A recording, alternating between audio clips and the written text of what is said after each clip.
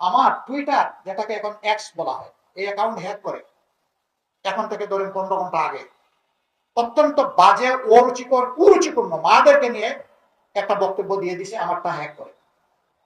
একটা দল দেখলাম যে হই হই রই রই করে মিছিল শুরু করে দিচ্ছে। যারা মাদেরকে সম্মান করতে জানে না তারা এখন মিছিল শুরু করে দিল। মানে এই কাজ কে করেছে? ঠাকুর করে কে রে? আমি কলা খাই না। মুখ লুকোলে কে বলছে আমি কিন্তু কলা খাই না। ওই কলা অর্ধেক খাওয়া অবস্থায় বলতেছে। সাবধান করে দিচ্ছি, এ কাজ করবেন না। এইটা আবার আপনি মায়ের জাতিকে অপমান করলেন।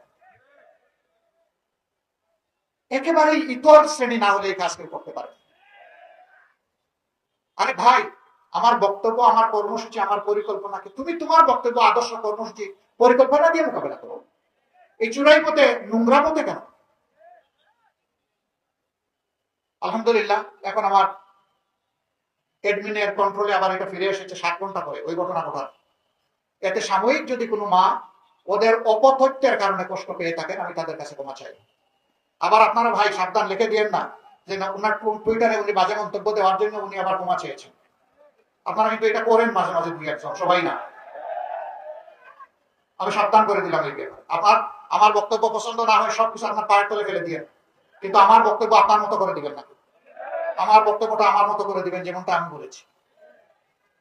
আমি প্রায় জায়গায় দুঃখের সাথে দেখি দুই একটা মিডিয়া একটা টুইস্ট করে, বাকিরা এটা নিয়ে কাড়াকাড়ি করে ঝাঁপাইয়ে পড়ে। আরে ভাই, আপনারা তো জাতির বিবেক রে ভাই। আর মিডিয়া হচ্ছে জাতির আয়না বা দর্পণ। জাতিটাকে বাঁচান ভাই, অনেক হয়েছে। আসুন এবার সবাই মিলে দেশটাকে ইতিবাচক ধারা রাজনীতির দিকে নিয়ে যায়।